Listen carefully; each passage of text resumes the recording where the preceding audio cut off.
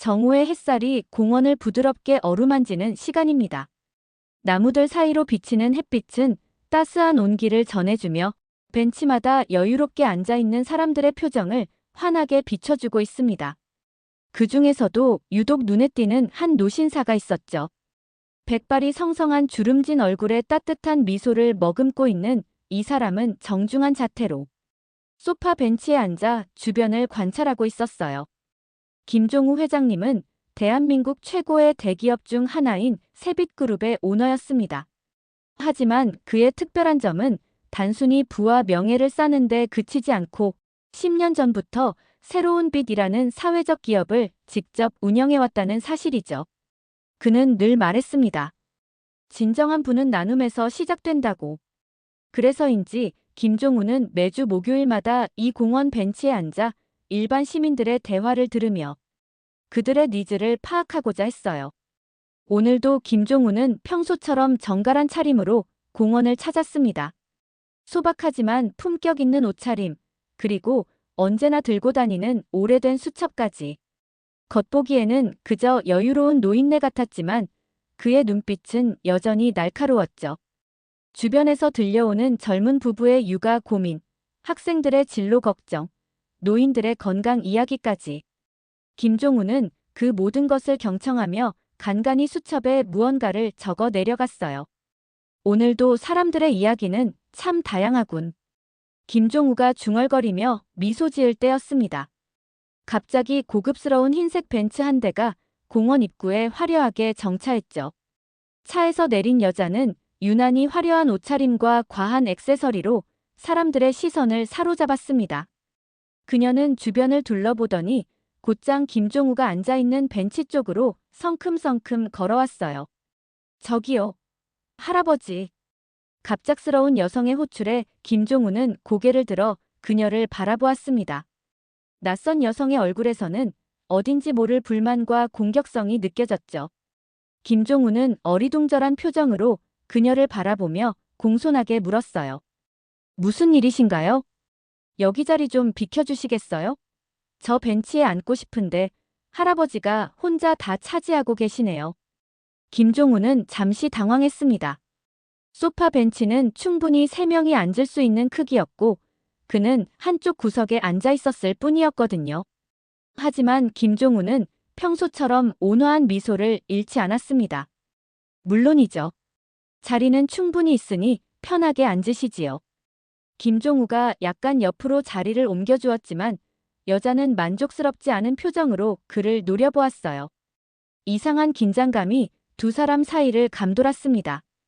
공원의 평화로운 분위기가 어딘가 불편하게 변해갔죠. 그렇게 자리를 조금 옮기는 게 다예요?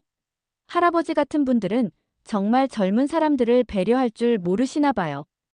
여자의 말에는 날이 서 있었습니다. 김종우는 잠시 숨을 고르며 상황을 이해하려 노력했죠. 그는 여전히 고요한 목소리로 대화를 이어갔어요. 죄송합니다만 벤치가 충분히 넓은데 무슨 문제가 있으신가요? 함께 앉아 이 좋은 날씨를 즐기면 어떨까 합니다. 하지만 그의 온화한 제안은 여자의 분노를 더욱 키울 뿐이었어요. 여자는 가방을 벤치 위에 거칠게 내려놓으며 목소리를 높였습니다. 할아버지들은 다 그렇죠. 젊은 사람들이 양보해주길 바라면서 정작 본인들은 양보할 줄 모르시잖아요. 그 나이 먹도록 배려라는 걸 못 배우셨나 봐. 김종우의 눈빛이 순간 흔들렸습니다. 85평생 그는 항상 타인을 존중하고 배려하는 삶을 살아왔죠. 세빛그룹을 일궈낸 후에도 사회적 기업을 운영하며 더 많은 사람들에게 도움을 주고자 했던 그였기에 이런 오해는 가슴 한편이 아려왔어요. 젊은 분, 진정하시고 천천히 말씀해 보세요. 무엇 때문에 그렇게 화가 나셨는지. 김종우의 차분한 대응에도 여자는 더욱 거세게 나왔습니다. 이제는 주변 사람들도 이 광경을 주목하기 시작했죠. 그 주름진 얼굴로 무슨 말씀을 하시는 거예요? 노인네 주제에 그렇게 당당하게 앉아있는 게 보기 좋으세요? 집에 가서 쉬시지 않고 여기서 젊은 사람들 자리 뺏고 있어요? 사람들의 시선이 집중되는 가운데 김종우의 얼굴이 붉어졌습니다. 평생 존경받으며 살아온 그였기에 이처럼 공개적으로 모욕을 당하는 경험은 처음이었죠. 그의 손이 미세하게 떨리기 시작했어요. 하지만 김종우는 여전히 차분함을 유지하려 애썼습니다. 제가 무슨 잘못을 했는지 모르겠지만 만약 그랬다면 사과드립니다. 하지만 서로 존중하며 대화했으면 좋겠네요. 여자는 코웃음을 쳤습니다. 존중? 할아버지 같은 분들이 우리 세대를 얼마나 존중했는데요. 부동산 가격 올리고 환경 오염시키고 청년들 일자리 빼앗고 그러고도 존중을 말씀하시네. 이제 김종우의 당혹감은 깊어졌습니다. 자신이 평생 쌓아온 가치관과 너무나 동떨어진 비난을 받고 있었기 때문이죠. 그는 잠시 말을 잊었어요. 수십 년간 기업을 이끌며 수많은 협상과 위기를 넘긴 김종우였지만 이런 종류의 무례함 앞에서는 대응 방법을 찾지 못했습니다. 그때였어요. 한 중년 여성이 다가왔습니다. 그녀는 걱정스러운 표정으로 상황을 살펴보더니 조심스럽게 끼어들었죠. 실례합니다만 무슨 일이신가요? 여자는 새로운 목소리에 고개를 돌려 중년 여성을 쳐다보았습니다. 아줌마는 또 뭐예요? 이 할아버지 손녀딸이라도 되세요? 중년 여성은 고개를 저었습니다. 아니요, 저는 지나가는 사람일 뿐이에요. 하지만 이렇게 공공장소에서 소란을 피우시는 건 모두에게 불편합니다. 특히 그녀의 시선이 김종우에게 향했고 갑자기 그녀의 표정이 변했어요. 잠시만요. 혹시 세빛그룹의 김종우 회장님 아니신가요? 공원에 묘한 정적이 흘렀습니다. 여자의 얼굴이 순간 굳어졌어요. 네, 맞습니다만. 김종우는 조용히 대답했습니다. 그는 자신의 신분이 드러나는 것을 원치 않았지만 이제 숨길 수 없게 되었죠. 중년 여성의 얼굴에 환한 미소가 번졌어요. 정말 맞으시군요. 저는 세빛그룹에서 만드신 새로운 빛 사회적 기업의 수혜자 중 하나입니다. 제가 운영하는 작은 카페가 회장님의 지원 프로그램 덕분에 지금까지 버틸 수 있었어요. 여자의 표정이 순식간에 변했습니다. 방금 전까지 화를 내던 그 얼굴에서 당혹감과 놀라움이 교차했죠. 그녀는 어색하게 가방을 손에 쥐며 자리에서 일어났어요. 김종우 회장님이. 정말요? 중년 여성은 고개를 끄덕였습니다. 네, 맞아요.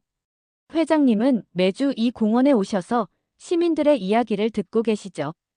그걸 토대로 사회적 기업의 방향성을 고민하신다는 건 업계에선 꽤 유명한 이야기예요. 여자의 얼굴이 창백해졌습니다. 그녀는 자신이 방금 대한민국 최고의 기업인 중 한 명을 모욕했다는 사실을 깨달았어요. 더구나 그가 단순한 부자가 아니라 사회 환원에 앞장서는 존경받는 인물이라는 사실이 상황을 더욱 난처하게 만들었죠. 저는 몰랐어요. 정말 죄송합니다. 저는 그냥. 여자는 말을 더듬었습니다. 김종우는 한숨을 내쉬며 다시 그의 특유의 차분한 미소를 되찾았어요. 괜찮습니다. 오해가 있었던 것 같네요. 앉으시죠. 아직 자리는 충분합니다. 하지만 여자는 더 이상 그 자리에 있고 싶지 않았나 봅니다. 그녀는 작은 목소리로 다시 한번 사과한 뒤 서둘러 그 자리를 떠났어요.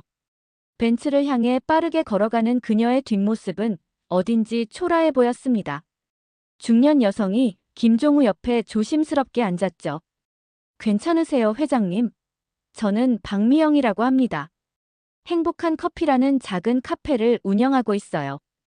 김종우는 고개를 끄덕였습니다. 행복한 커피. 아, 기억납니다. 지역 청년들에게 바리스타 교육을 제공하는 프로그램이었죠? 좋은 일을 하고 계시네요. 박미영의 얼굴에 자부심이 번졌어요. 모두 회장님 덕분입니다. 그런데 방금 그 일로 많이 상처받으셨을 것 같아 걱정되네요. 김종우는 잠시 생각에 잠겼습니다. 그는 창밖으로 흐르는 구름을 바라보며 깊은 숨을 들이마셨죠. 사실 그는 상처받기보다는 무언가 깊은 생각에 빠져 있었어요. 박 대표님, 방금 그 젊은 여성의 말에 일리가 있다고 생각하지 않으세요? 박미영은 놀란 표정을 지었습니다. 무슨 말씀이세요? 그건 완전히 무례한 행동이었어요. 김종우는 고개를 저었어요. 물론 그 표현 방식은 옳지 않았지만 그 속에 담긴 감정은 우리 세대가 만들어낸 결과물일 수도 있습니다. 부동산 문제, 환경오염, 청년 실업. 모두 우리 세대가 젊은이들에게 물려준 숙제니까요. 박미영은 잠시 말을 잊었습니다. 그녀는 이 노신사의 겸손함과 통찰력에 감동받은 듯 했죠. 그저 분노하거나 상처받을 법한 상황에서 김종우는 오히려 상대방의 입장에서 생각해보려 노력하고 있었으니까요. 회장님은 정말 대단하십니다. 그런 모욕적인 말을 들으셨는데도 그렇게 생각하실 수 있다니.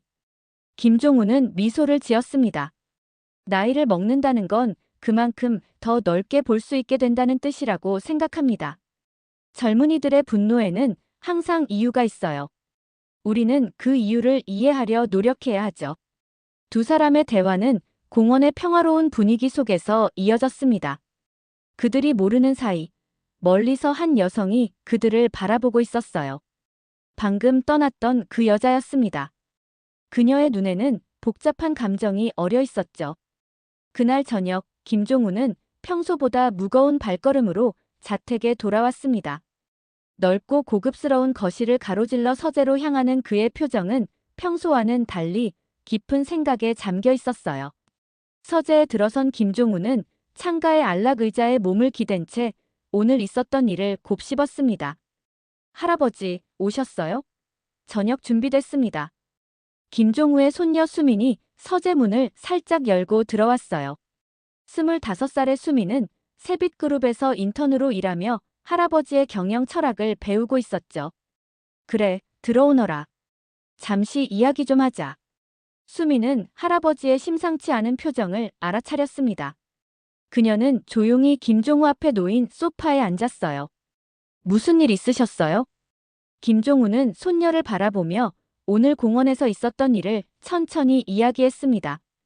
젊은 여성과의 충돌, 박미영과의 만남, 그리고 그 과정에서 들었던 생각들까지. 수미는 할아버지의 이야기를 듣고 놀란 표정을 지었어요. 정말요? 그런 무례한 사람이 있다니. 할아버지가 너무 상처받으셨겠어요. 김종우는 고개를 저었습니다. 상처라기보다는 깨달음이라고 해야 할까? 우리 세대가 젊은이들에게 충분히 기울이지 못했던 것 같아서 미안한 마음이 들더구나. 수미는 할아버지의 손을 잡았어요. 할아버지는 충분히 많은 일을 하셨어요. 새로운 빚 사업으로 수많은 청년들과 소외계층이 도움을 받고 있잖아요. 그게 과연 충분할까? 오늘 그 젊은 여성의 분노는 우연히 나를 향한 것이 아니라 우리 세대 전체를 향한 목소리였을지도 모른다는 생각이 들었단다. 김종우는 자리에서 일어나 책장을 향해 걸어갔습니다. 그곳에는 오랜 세월 동안 그가 모아온 수첩들이 가지런히 정리되어 있었죠. 수십 권의 수첩에는 공원에서 들었던 사람들의 이야기, 그들의 고민과 바람이 빼곡히 적혀 있었어요. 나는 이렇게 사람들의 이야기를 듣고 기록했다고 생각했지만 어쩌면 듣기만 하고 실천이 부족했던 건 아닐까? 수미는 할아버지 곁으로 다가가 그의 어깨를 가볍게 안았습니다. 할아버지, 너무 자책하지 마세요. 할아버지는 항상 최선을 다하셨어요.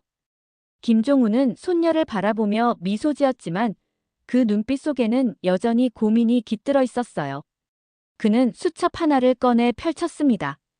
거기에는 1년 전 적어놓은 메모가 있었죠. 젊은 부부, 집 마련 걱정. 전세 보증금 올라 이사 고민 중. 아이 교육비도 부담. 그 옆에는 김종우가 적어놓은 메모가 있었습니다. 주택 안정화 프로그램 고려해볼 것. 하지만 그 계획은 실행되지 않았고 다른 여러 프로젝트에 밀려 우선순위에서 밀려났던 거죠.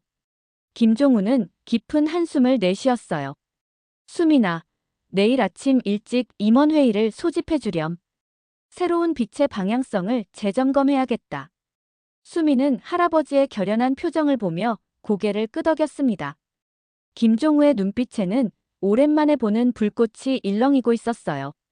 그것은 새로운 도전을 앞둔 기업가의 눈빛이었죠. 저녁 식사 후 김종우는 다시 서재로 돌아와 책상에 앉았습니다. 그는 새하얀 종이 위에 천천히 펜을 움직이기 시작했어요.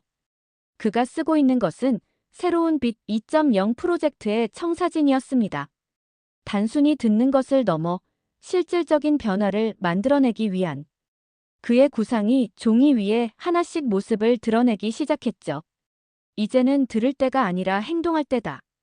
그의 중얼거림은 고요한 서재 안에 새로운 에너지를 불어넣었습니다. 다음 날 아침, 세빛그룹 본사 대회의실은 일찍부터 분주한 움직임으로 가득 찼습니다. 예고 없이 소집된 긴급 임원회의에 모두가 긴장한 표정이었죠. 김종우가 회의실에 들어서자 10명의 임원진이 일제히 자리에서 일어났어요. 그들의 표정에는 궁금증과 약간의 불안감이 어려 있었습니다. 앉으시죠. 오늘은 특별한 안건이 있습니다. 김종우의 목소리는 평소보다 힘이 있었어요. 그는 자리에 앉으며 수첩을 펼쳤고 임원들은 곧 회장의 이야기에 집중했습니다. 어제 한 젊은 여성을 만났습니다. 그녀는 우리 세대가 젊은이들의 미래를 빼앗았다고 비난했죠. 처음에는 그저 무례한 행동이라고 생각했지만 곰곰이 생각해보니 그녀의 말에 일리가 있다는 생각이 들었어요. 임원진들 사이에서 작은 소란이 일었습니다. 최고 재무책임자인 박상현이 조심스럽게 입을 열었어요. 회장님, 새로운 빛을 통해 우리는 이미 많은 사회 공헌을 하고 있습니다. 지난 분기에만 5,000명 이상의 청년들에게 창업 지원금을 제공했고, 김종우는 손을 들어 그의 말을 정중히 멈추게 했습니다. 상현 씨, 그것이 충분하다고 생각하나요? 우리가 진정으로 청년들의 목소리에 귀 기울이고 있는지 생각해 봅시다. 회의실에 잠시 침묵이 흘렀어요. 마케팅 이사인 이지원이 조심스럽게 말을 이었습니다. 회장님 말씀이 맞습니다.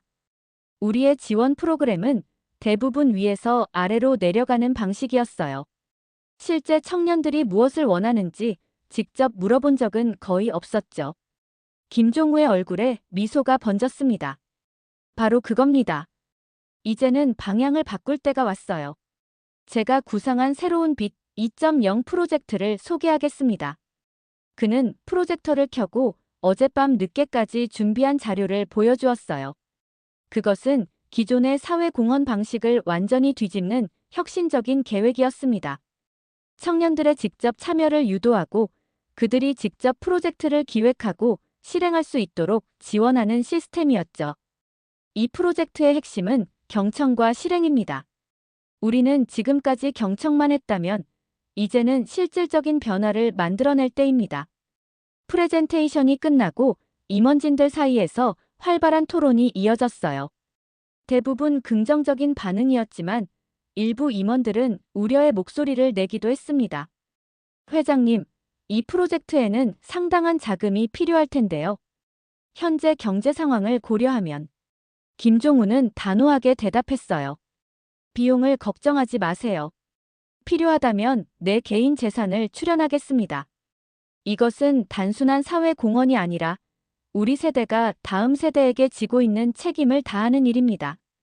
회의는 예상보다 길게 이어졌지만 결국 모든 임원진이 새 프로젝트에 동의했어요. 마지막으로 김종우가 자리에서 일어나며 말했습니다. 한 가지 더 부탁이 있습니다. 어제 공원에서 만난 그 젊은 여성을 찾아주세요. 그녀의 이야기를 더 듣고 싶습니다. 임원진들은 놀란 표정이었지만 곧 고개를 끄덕였어요. 회의가 끝나고 모두가 분주히 자리를 떠난 후 김종우는 창가에 서서 멀리 보이는 도시 풍경을 바라보았습니다. 그의 마음속에는 새로운 도전에 대한 기대와 함께 그 젊은 여성에 대한 궁금증이 자리하고 있었죠. 그녀의 분노 뒤에는 어떤 이야기가 있을까? 김종우의 생각은 계속 이어졌어요. 그는 자신이 이제까지 살아온 삶을 되돌아보았고 앞으로 어떻게 더 의미 있는 변화를 만들어갈 수 있을지 고민했습니다. 그의 마음속에는 새로운 결심이 단단히 자리 잡고 있었죠. 일주일 후 김종우는 다시 그 공원의 벤치에 앉아 있었습니다. 하지만 이번에는 혼자가 아니었어요. 그의 옆에는 그날 그를 모욕했던 그 젊은 여성이 어색한 표정으로 앉아 있었죠. 회사의 조사 결과 그녀의 이름은 서진아였고 30살의 중소기업 직원이었습니다. 처음에는 김종우를 다시 만나는 것을 완강히 거부했지만 결국 그의 진심 어린 요청에 응했어요. 정말 다시 한번 사과드립니다, 회장님. 그날 저는 정말. 김종우는 손을 들어 그녀의 말을 부드럽게 멈추게 했습니다. 이미 충분히 사과받았습니다. 오늘은 다른 이야기를 하고 싶어요. 진아 씨가 그날 왜 그렇게 화가 났는지 솔직하게 이야기해 주시겠어요? 진아는 잠시 망설이다가 깊은 숨을 내쉬었어요. 그녀의 눈에는 복잡한 감정이 어려 있었습니다. 사실, 그날 제가 화가 난 건 회장님 때문이 아니었어요. 집을 구하려고 부동산을 여러 군데 돌아다녔는데 전세금이 너무 올라서 어떤 집도 구할 수 없었거든요. 게다가 회사에서는 구조조정 얘기가 나오고 있었고 모든 불안과 분노가 한꺼번에 폭발한 것 같아요. 김종우는 진지하게 고개를 끄덕이며 그녀의 이야기에 귀 기울였죠. 진아의 눈에서는 눈물이 맺혔어요. 솔직히 말하면 회장님 같은 분들이 부럽고 미웠어요. 평생 풍족하게 사시면서 젊은 세대의 고통을 이해하실 리 없다고 생각했거든요. 김종우는 잠시 침묵했습니다. 그는 천천히 낡은 수첩을 꺼내 펼쳤어요. 여기 보세요. 이건 내가 지난 10년 동안 이 공원에서 들은 사람들의 이야기를 기록한 노트입니다. 청년들의 일자리 걱정, 집 마련의 어려움, 미래에 대한 불안. 모두 담겨 있죠. 진아는 놀란 표정으로 수첩을 받아 페이지를 넘겼습니다. 거기에는 정말 수많은 사람들의 이야기가 빼곡히 적혀 있었어요. 저는 듣기만 했다는 게 문제였습니다. 이제는 실천할 때가 왔어요. 김종우가 진지한 목소리로 말했습니다. 그래서 진아 씨를 다시 만나고 싶었어요.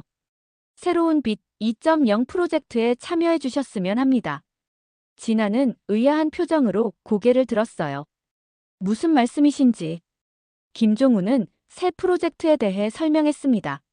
청년들이 직접 참여하여 그들의 문제를 해결할 수 있는 플랫폼을 만드는 것, 그리고 그 첫 번째 프로젝트로 청년 주거 안정 프로그램을 시작한다는 계획이었죠.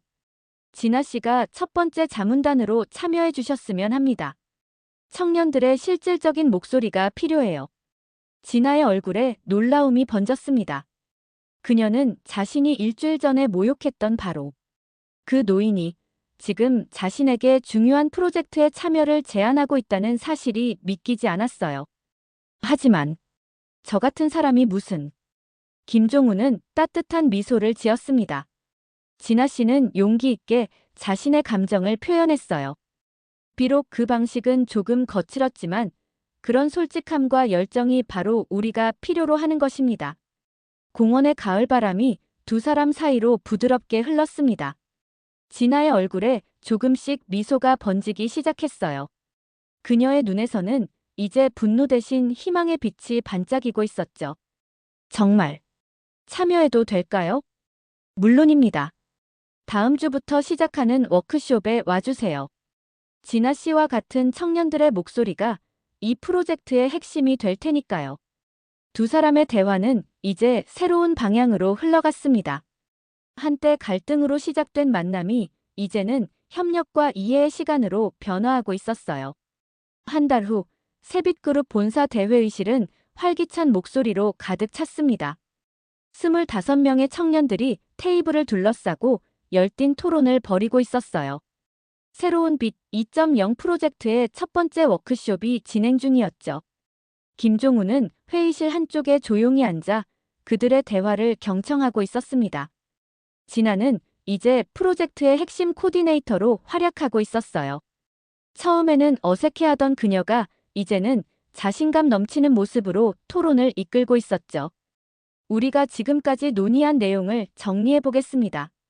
청년 주거 안정을 위해 3가지 핵심 프로그램을 제안했어요.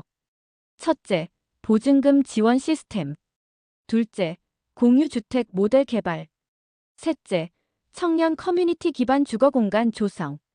회의실 안에는 다양한 배경을 가진 청년들이 모여 있었습니다. 사회 초년생부터 신혼부부, 창업가, 프리랜서까지.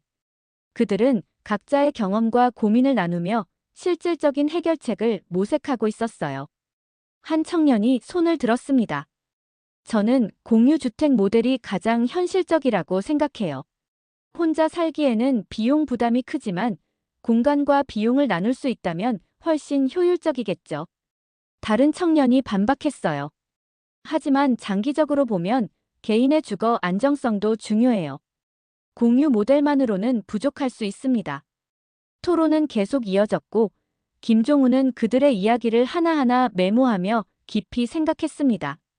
그의 눈에는 새로운 통찰력이 깃들어 있었어요. 이것은 그가 지난 10년간 공원 벤치에서 듣던 것과는 완전히 다른 차원의 경청이었죠. 워크숍이 마무리되고 참가자들이 하나둘 자리를 떠난 후 진아가 김종우에게 다가왔습니다. 회장님, 오늘 워크숍 어떠셨어요? 생각보다 시끄럽고 혼란스러웠을 수도 있을 것 같은데. 김종우는 환한 미소를 지었어요. 아니요, 정말 훌륭했습니다. 이렇게 다양한 의견과 열정을 직접 느낄 수 있어서 오히려 감사한 시간이었어요. 진아의 얼굴에도 미소가 번졌습니다. 사실, 처음에는 이 프로젝트가 그저 보여주기식 행사가 아닐까 의심했어요. 하지만 회장님이 정말로 우리 이야기에 귀 기울이고 계시다는 걸 느낄 수 있었습니다. 김종우는 고개를 끄덕였어요. 나도 많이 배우고 있어요. 사실 이런 직접적인 소통이 훨씬 효과적이라는 걸 이제야 깨달았습니다. 두 사람은 빈 회의실에 남아 오늘의 워크숍에 대해 이야기를 나누었습니다. 진아는 김종우에게 자신의 개인적인 이야기도 들려주었어요. 부모님이 작은 가게를 운영하며 그녀를 대학까지 보냈지만 졸업 후에는 취업의 벽에 부딪히고 집 마련의 꿈은 점점 멀어져가는 현실에 대한 이야기였죠. 그날 공원에서 회장님을 보았을 때 솔직히 저는 그저 부와 특권의 상징으로만 보였어요. 하지만 이제는 다르게 보입니다. 김종우의 눈빛이 깊어졌습니다. 나도 처음에는 진아 씨를 그저 무례한 젊은이로만 봤죠. 우리 모두 서로를 겉모습으로만 판단했던 거예요. 두 사람은 서로를 바라보며 웃었습니다. 그들 사이에는 이제 세대 차이를 넘어선 깊은 이해와 존중이 자리 잡고 있었어요. 회장님, 다음 워크숍에서는 실제 프로토타입 모델을 만들어 보는 건 어떨까요? 청년들이 직접 디자인한 공유주택 모델을. 김종우는 진아의 제안에 즉시 동의했습니다. 그의 눈빛에는 새로운 도전에 대한 기대가 담겨 있었어요. 좋은 생각입니다. 바로 예산을 배정하겠어요. 회의실을 나서는 두 사람의 발걸음은 가볍고 힘찼습니다. 그들은 이제 같은 목표를 향해 함께 걸어가고 있었어요. 6개월 후, 봄의 따스한 햇살이 도시를 비추는 오후. 김종우는 다시 그 공원의 벤치에 앉아 있었습니다. 하지만 이번에는 전과 다른 풍경이 그의 눈앞에 펼쳐졌어요. 공원 한쪽에 마련된 임시 전시장에는 새로운 빛 2.0 청년 주거의 미래라는 제목의 전시회가 한창이었죠. 많은 시민들이 모여 전시를 관람하고 있었습니다. 김종우는 멀리서 그 모습을 지켜보며 깊은 만족감을 느꼈어요. 지난 몇 개월은 그의 인생에서 가장 바쁘고도 보람찬 시간이었습니다. 새로운 빛 2.0 프로젝트는 그의 예상을 훨씬 뛰어넘는 성과를 이루어냈고 사회적으로도 큰 반향을 일으켰죠. 회장님, 여기 계셨군요. 진아가 두 잔의 커피를 들고 다가왔습니다. 그녀는 이제 새로운 빛 2.0의 공식 프로젝트 매니저로 일하고 있었어요. 그녀의 모습은 첫 만남 때와는 사뭇 달랐습니다. 자신감 넘치는 표정과 당당한 태도에서 지난 시간 동안의 성장이 느껴졌죠. 커피 한 잔 가져왔어요. 오늘 전시회 반응이 정말 뜨겁네요. 김종우는 감사한 마음으로 커피를 받았습니다. 모두 진아 씨와 청년들 덕분이에요. 나는 그저 기회를 제공했을 뿐이죠. 진아는 김종우 옆에 앉으며 전시장을 바라보았어요. 그곳에는 청년들이 직접 디자인한 5가지 주거 모델의 축소 모형이 전시되어 있었습니다. 그중 2모델은 이미 실제 건축이 진행 중이었고 내년에는 첫 입주자들이 들어올 예정이었죠. 기억나세요? 처음 이 벤치에서 만났던 날을. 김종우는 고개를 끄덕였어요. 어떻게 잊을 수 있겠습니까? 그날이 아니었다면 이 모든 일은 시작되지 않았을 테니까요. 두 사람은 잠시 침묵 속에서 커피를 마셨습니다. 공원의 봄 풍경은 평화롭고 아름다웠어요. 어린이들이 뛰어노는 소리, 연인들의 웃음소리, 노인들의 담소. 그 모든 것이 삶의 다양한 모습을 보여주고 있었습니다. 회장님, 이제 어떤 계획이 있으세요? 새로운 빛 2.0이 이렇게 성공적으로 진행되고 있으니. 김종우는 잠시 생각에 잠겼다가 대답했어요.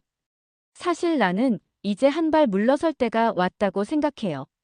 이 프로젝트는 이제 진아 씨와 청년들이 주도해야 합니다.